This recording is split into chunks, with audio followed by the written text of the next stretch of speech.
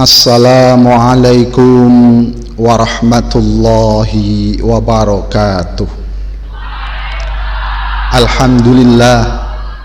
Alhamdulillahil qail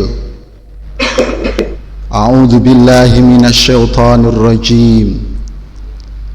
Kuntum khaira ummatin ukhrijat linnas ta'muruna bil ma'ruf wa tanhauna 'anil munkar wa tu'minuna billah. Al-ayah. Asyhadu an la ilaha illallah wa asyhadu anna muhammadan abduhu wa rasuluh la nabiyya ba'dah. Allahumma shalli wa sallim ala sayyidina Muhammad fatihil lima ulik wal khatimi lima sabaq nasiril haqqi bil haqq wal hadi ila siratikal mustaqim wa ala alihi wa ashabihi haqqa qadrihi wa miqdarihil azim. Amma ba'd. Hadirin hadirat yang berbahagia, tidak ada ucapan dalam yang lebih pantas, tidak ada ucapan yang lebih utama, tidak ada ucapan yang lebih berharga melainkan kita mulai dengan kita bersama-sama mewujudkan rasa puji syukur kehadirat Allah Subhanahu wa ta'ala atas limpahan nikmat taufik serta hidayahnya, sehingga detik ini, jam ini kita masih dalam keadaan segar bugar, menyedot oksigen serta mengeluarkan karbon dioksida. Dalam tanda kutip kita masih dalam keadaan sehat walafiat, dengan kita ucapkan bentuk salah satu syukur daripada Allah dengan ucapan alhamdulillah summa alhamdulillahi rabbil alamin. Salawat seiring salam senantiasa tercurahkan kehadiran junjungan kita Nabi Agung Muhammad sallallahu alaihi wasallam. Mudah-mudahan kita semua tergolong umatnya dengan kita mengharap syafaatnya, tidak bukan kita berharap kepada Allah dengan wasilah syafaat Nabi Muhammad. Insya Allah kita akan selamat dunia akhirat. Amin Allahumma amin. Hadirin hadirat rahimakumullah, kita semua ini termasuk umat Nabi Muhammad sallallahu alaihi wasallam insya Allah, dan kita dan umat Nabi Muhammad sallallahu alaihi wasallam adalah sebaik-baiknya umat, sebagaimana dikatakan dalam surat Al-Imran ayat 110, kuntum khairu ummatin, kalian semua adalah sebaik-baiknya umat. Ukhrijat linnas, yang dikeluarkan, yang dilahirkan untuk manusia. Ta'muruna bil ma'ruf, yang memerintahkan terhadap ma'ruf, suatu perbuatan yang baik. Wa tanhauna 'anil munkar, dan mencegah daripada perbuatan yang mungkar. Wa tu'minuna billah, dan iman kepada Allah Subhanahu wa ta'ala.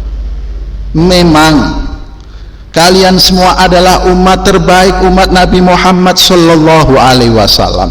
Tapi perlu kita ketahui, dengan disebut umat terbaik maka dia harus mempunyai kriteria, yaitu apa yang pertama? Di situ dikatakan ta'muruna bil ma'ruf,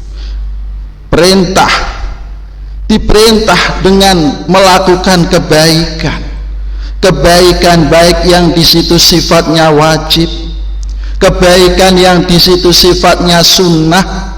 Dan kalau seseorang di situ memang mencintai Nabi Muhammad, pasti dia akan melakukan apa yang diperintahkan Allah dan apa yang diperintahkan Rasulullah sallallahu alaihi wasallam. Kemudian yang kedua yaitu tanhauna 'anil munkar, yaitu mencegah daripada perbuatan yang mungkar apa yang Rasulullah Shallallahu Alaihi Wasallam larang, kita harus mengikuti. Jangankan kita mendekati, kita harus jauh-jauh menjauh daripada perbuatan-perbuatan yang memang Rasulullah Shallallahu Alaihi Wasallam melarang kita untuk melakukannya. Dengan keduanya kita bisa melakukan, maka tergolong termasuk daripada sebaik-baik umat, yaitu umat Nabi Muhammad Sallallahu Alaihi Wasallam. Dengan bahasa muqabalah kita bandingkan, memang umat Nabiullah Musa ada umat yang terbaik, yaitu umat yang taat kepada Nabi Musa alaihi salam. Yang mengingkari berarti bukan baik umatnya Nabi Musa. Dari kesekian banyak beberapa nabi juga ada seperti itu. Umat Nabi Nuh juga ada umat yang baik yang taat kepada Nabiullah Nuh. Yang tidak taat, ya tidak baik, diancam oleh Allah Subhanahu wa taala. Umatnya Nabi Soleh juga seperti itu.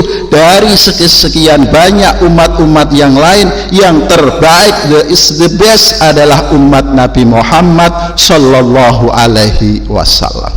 Coba diantaranya, kalau umatnya Nabiullah Musa alaihissalam, seandainya dia itu bertobat, minta ampun kepada Allah Subhanahu wa taala, di situ harus menebus dosanya dengan cara ia itu bunuh diri.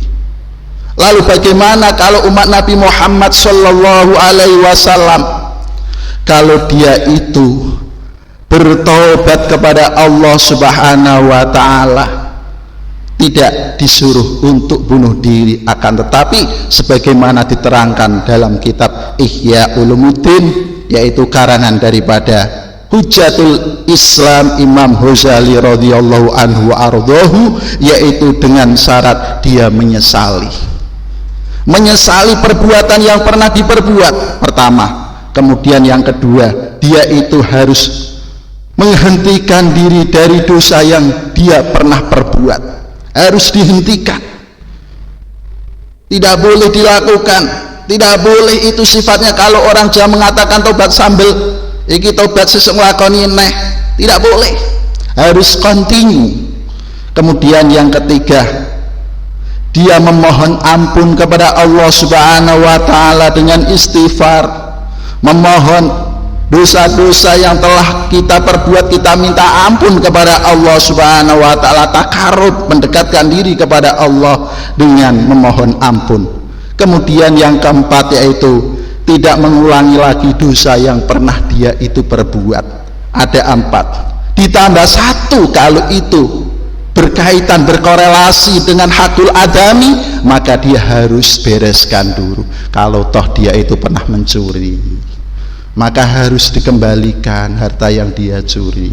Kalau toh dia itu berat untuk mengembalikan, maka dia itu bilang sama yang bersangkutan untuk mohon meminta halalnya, atau paling enggak suluh dengan berapa yang dia berikan, kemudian ia minta halalnya. Itu termasuk daripada usaha supaya kita terhindar daripada dosa-dosa dengan cara tobat sebagaimana diterangkan dalam kitab Ihya Ulumuddin. Hadirin hadirat rahimakumullah. Dan juga umat Nabi Muhammad Sallallahu Alaihi Wasallam banyak kelebihan-kelebihan, keistimewaan. Kalau kita bilang kita ini memang dimanjakan Rasulullah Sallallahu Alaihi Wasallam, lalu balasan apa kita terhadap Habibina Muhammad Sallallahu Alaihi Wasallam? Allah Subhanahu wa taala memberikan anugerah kepada kita seperti itu tanpa kita minta, lahir tiba-tiba jadi umat Nabi Muhammad Sallallahu Alaihi Wasallam. Bahkan Nabi Musa pun itu berharap padahal dia tergolong ulul azmi. Nabi dan Rasul itu pun ingin jadi umat Nabi Muhammad Sallallahu Alaihi Wasallam. Hadirin hadirat rahimakumullah. Di antaranya lagi umat Nabi Muhammad Sallallahu Alaihi Wasallam juga tidak seperti umat-umat yang lainnya. Kalau umat Nabi Muhammad Sallallahu Alaihi Wasallam misal bajunya terkena najis, itu Cukup dengan menghilangkan 3 syarat kalau di dalam fikih, fitokmihi, filaunihi, termasuk di situ rasa ada enggak, warna ada enggak, bau ada enggak. Setelah ketiga-tiganya itu tidak ada, maka setelah dicuci ketiga-tiganya sifat tersebut hilang, maka dihukumi suci kalau umat Nabi Muhammad Sallallahu Alaihi Wasallam. Beda halnya dengan umat Nabi Musa Alaihissalam, kalau di situ bajunya terkena najis, maka mau tidak mau harus dipotong. Itu sebagian daripada keistimewaan Nabi Muhammad, umat Nabi Muhammad Sallallahu Alaihi Wasallam.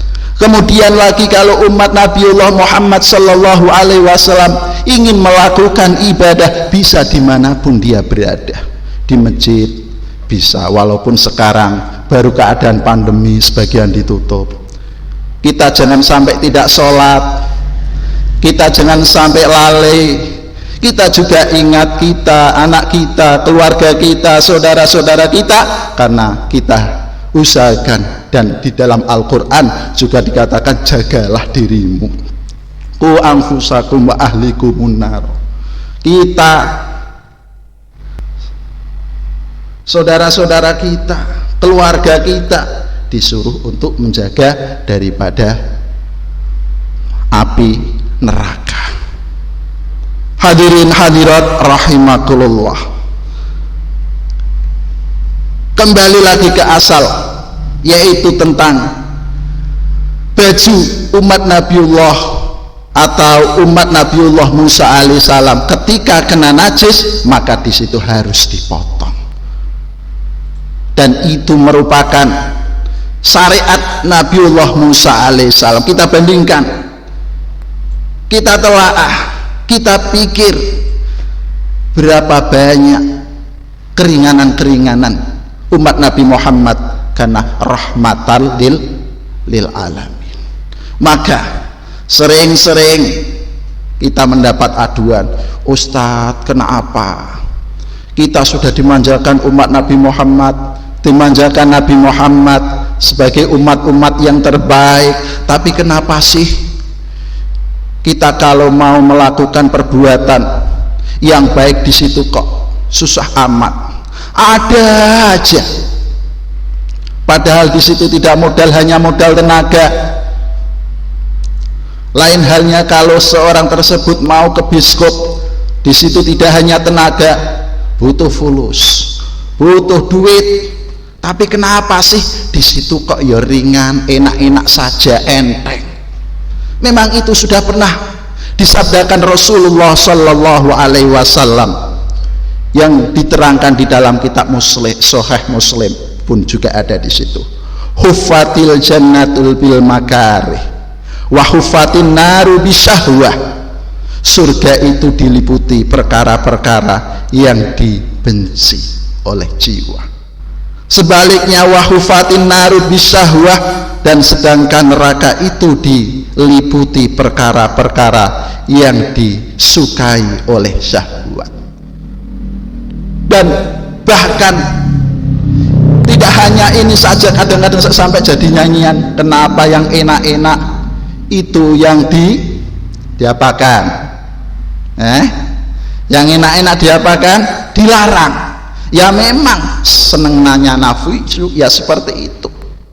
Dan bahkan Imam Busiri mengatakan nafsu itu seperti halnya anak kecil yang sedang disapai. Wan nafsu katifli intu musabahan radai wa antaftimu yan fatimi maulaya sholli wa salim daiman abada ila akhiri. Jadi nafsu di situ bagaikan anak kecil yang sedang disapeh. Harus ada upaya, harus ada usaha. Anaknya bahkan itu rewel, kalau malam itu ngendil terus karena terbiasa. Dia itu ngedot, kemudian dia tidak didot, akhirnya dia itu kelabakan, tidak seperti biasanya. Tapi setelah di situ disapeh, maka akan seperti biasa sebelum dia itu sampai. Andai kata Hadirin, sampai bapak-bapak masa kecilnya itu kok tidak disampai, mungkin sampai gede pun dia punya anak pun masih ngedot. Maka itu harus mengenai hadis yang dikatakan oleh Imam Anas bin Malik, yaitu hufatil jannah bil makarih wa hufatun nar bisyahwah. Al-Imam Nawawi radhiyallahu an, beliau menjelaskan kepada kita bahwa seorang itu tidak akan masuk surga sehingga mengamalkan perkara-perkara yang dibenci jiwa. Begitu pula sebaliknya, seseorang itu tidak akan masuk neraka sehingga ia akan mengamalkan perkara-perkara yang disenangi oleh syahwat. Demikian itulah dikarenakan ada takbir yang menghiasi surga dan neraka berupa perkara-perkara yang dibenci ataupun yang disukai oleh jiwa. Jadi harus ada riyadhah, harus kita lawan. Memang yang enak-enak itu yang diharam.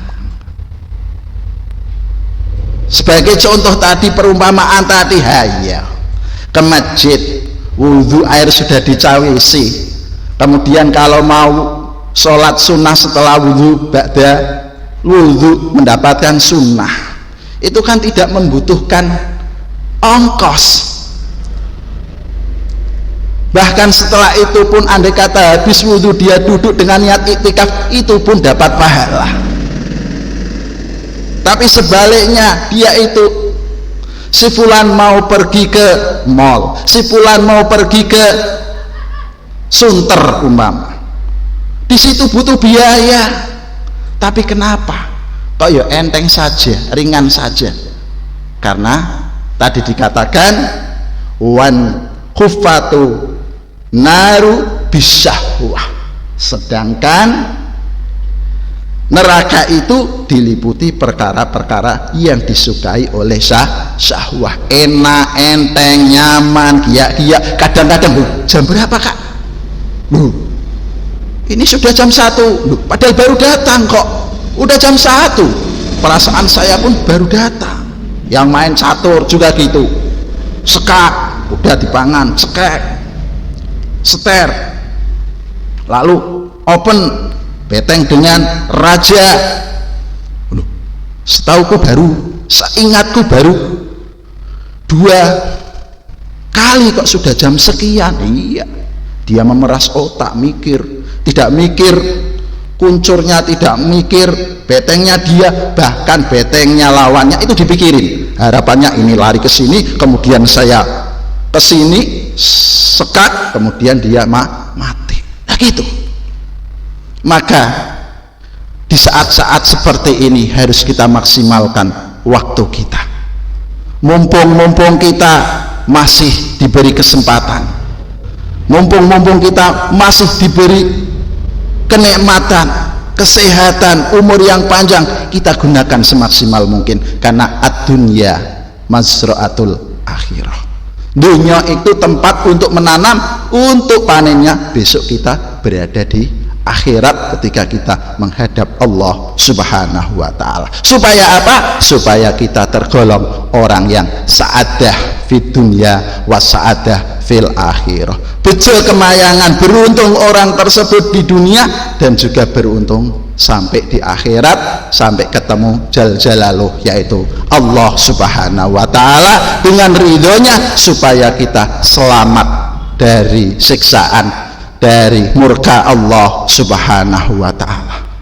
Makanya doanya Abu Nuwas, ya Allah, kami ini ilailastulil firdausi a'la. Dia minta masuk surga Firdaus, tapi ya potoh pantes potong aku koyok ngene. Tapi juga kalau dimasukkan ke neraka, aku pun tidak kuat. Nak cara bocah cilik, aku kepengin tuwet-tuwet tapi kok ora ndek duit. Apa ora tuku, mau tidak beli tapi kok ya kepengin. Iku nak wong tuane kok sensitif, oh anakku iki kepengin tuwet. Tapi nak orang tuanya nggak sensitif, tapi kayaknya nggak ada orang tua pernah jadi kecil, sedangkan anak kecil belum pernah tua. Hadirin hadirat rahimakumullah. Di dalam hadis ini yang telah kami paparkan tadi, bahkan Al-Imam Ibnu Hajar di dalam kitab Fathul Bari. Beliau mengatakan yang dimaksud dengan makarih yaitu perkara-perkara yang dibenci adalah perkara-perkara yang dibebankan kepada seorang hamba, baik berupa perintah ataupun larangan, di mana ia dituntut bersungguh-sungguh mengerjakan apabila itu perintah, dan dituntut sungguh-sungguh apabila dilarang tidak melakukan apabila itu larangan dari Allah dan Rasul sallallahu alaihi wasallam. Hadirin hadirat rahimakumullah, dengan sedikit pencerahan ini mudah-mudahan kita termotivasi, mudah-mudahan kita ini tambah semangat. Pandemi ada atau tidak ada, kematian tetap ada. Pandemi meningkat atau tidak, orang sakit tetap ada. Pandemi ada atau belum kelihatan secara transparan, orang susah pasti ada. Mari kita senantiasa bergantung kepada Allah Subhanahu wa taala, memohon kepada Allah Subhanahu wa taala, husnudzon kepada Allah Subhanahu wa taala. Semoga kita, keluarga kita, orang tua kita, guru-guru kita, sanak famili kita, negara kita, bangsa kita diangkat dari wabah corona ini, dan semoga kita dijadikan orang-orang yang beruntung, orang-orang yang selamat dunia sampai akhiratnya. Dan marilah kita bersama-sama memohon kepada Allah, kita panjatkan doa kepada Allah Subhanahu wa taala, mudah-mudahan Allah mengijabahi, mengabulkan permintaan kita, lebih-lebih situasi dan kondisi seperti ini. Bismillahirrahmanirrahim. Allahumma sholli wa sallim ala sayyidina Muhammad sayyidil awwalin wal akhirin wa sallim radhiyallahu tabaraka wa taala an kulli sahabati sayyidina rasulillahi ajmain. Alhamdulillahi rabbil alamin, hamdan syakirin, hamdan naimin, hamdan yuwafi ni'mah wa yukafi'u mazida. Ya Rabbana lakal hamdu kama yanbaghi li jalalika wa 'azimi sultanik.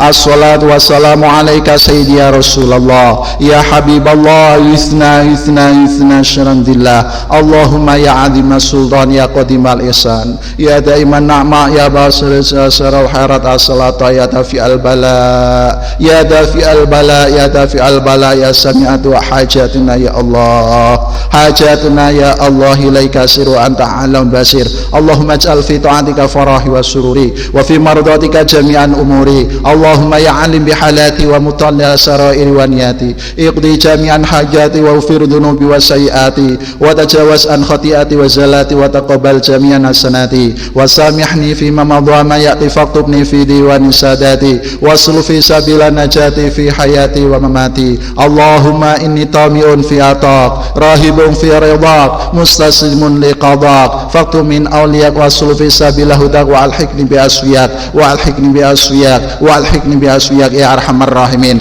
Wa sallallahu ala sayyidina Muhammad wa ala alihi washabihi wasallam, walhamdulillahi rabbil alamin. Kurang lebihnya minta maaf, seribu maaf dari kami hakadamini, wal afu minkum wa billahi taufiq wal hidayah war ridha wal inayah. Assalamualaikum warahmatullahi taala wabarakatuh.